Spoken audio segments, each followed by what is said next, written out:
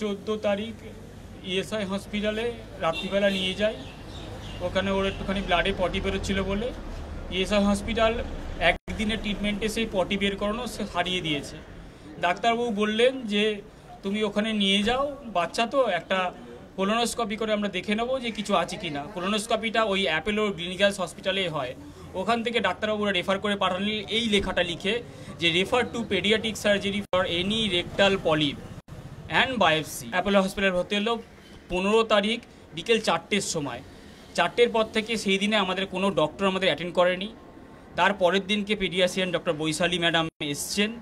উনি এসে দেখে বললেন যে এটা হচ্ছে আমার কেস নয়, এটা হচ্ছে গ্যাস্ট্রোর কেস, যে তোমাদেরকে গ্যাস্ট্রো দেখবে। কিছুক্ষণ পরে গ্যাস্ট্রো থেকে একজন এলেন ডক্টর সুভাষ তিওয়ারি।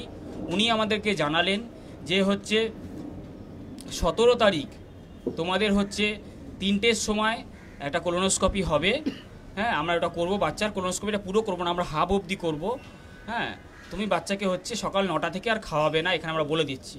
বাচ্চা সকাল 9টা থেকে না খাইয়ে রেখে 2:30 অবধি না খাইয়ে রেখে যখন হচ্ছে 2:30টার সময় যখন এনিমা দেওয়া হলো বাচ্চা যখন হু করে পটি করছে, প্রিপারেশান করছে, 3:10 আমার মিসেস আমাকে ফোন করছে যে তুমি চলে আসো, আজকে আর কি বলে হবে না বলছে। বাচ্চা এতক্ষণ আমার না খেয়ে রয়েছে, বাচ্চা তো পুরো একদম নিস্তেজ হয়ে পড়েছে।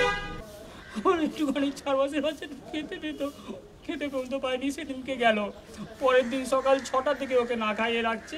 আমি যখন 11:30টার সময় যখন ভিজিটিং আওয়ার্সে গেছি, যিনি ম্যাডাম এসছেন, পিডিয়াট্রিক ম্যাডাম এসছেন, ম্যাডাম এসে বলছেন তোর বাচ্চা তো কাঁদছে কেন, ছটফট করছে কেন? ম্যাডাম সকাল থেকে তো খাইনি, ও তো ডিপ চালানোর কথা, ও তো স্যালাইন চালানোর কথা, স্যালাইন তো চালাইনি। আরও যে ছিলেন একজন ছিলেন বাচ্চা ডাক্তার, তাকে বলছে এই কিরে তোকে আমি লিখে দিয়েছি। বলছে হ্যাঁ ম্যাডাম লেখা আছে, দিচ্ছি অ্যান্টিবায়োটিকটা হয়ে যায়। যেটা চলার কথা সকাল 6টা থেকে, তখন বাজে হচ্ছে 11টা, তখনও চলেনি। অ্যান্টিবায়োটিক শেষ 45 মিনিট পরে 1টার সময় বাচ্চা হচ্ছে স্যালাইন চালানো দেওয়া হলো। ওখানে যখন ওখানে নিয়ে যাওয়া হলো, ও প্রায় তখন ও ডিহাইড্রেশনের মধ্যে একদম অবস্থা খারাপ ওর। তখন ওর উচিত তখনও স্যালাইনটা ওর চালানো। ডাক্তার নক করেন, ডাক্তারকে নিয়ে যাওয়া হলো। ডাক্তার যখন গেল গ্যাস্ট্রো টেবিলেও, তখন বললো একটা কথা, ডক্টর আমার কি বলেছে বিয়াস, যে আমার মেয়ে 10-12 ঘন্টা খাইনি, ওকে সেইভাবেই দেখবেন। বাচ্চার 5 মিনিটের মধ্যে হচ্ছে, আমার ভগবানকে ডাকছি, বাচ্চা 5 মিনিটের মধ্যে কোলোনোস্কপি হয়ে গেল। বাচ্চা যখন বেরোলো ঘুমিয়ে বেরোলো দাদা, বাচ্চাকে আর জাগাতে পারলো না। 1 থেকে 2 ডাক্তার হচ্ছে সঙ্গে সঙ্গে পর্দা টেনে দিল। পর্দা টেনে দেওয়ার পরে শুনলাম যে অ্যাড্রেনালিন দাও সিস্টার।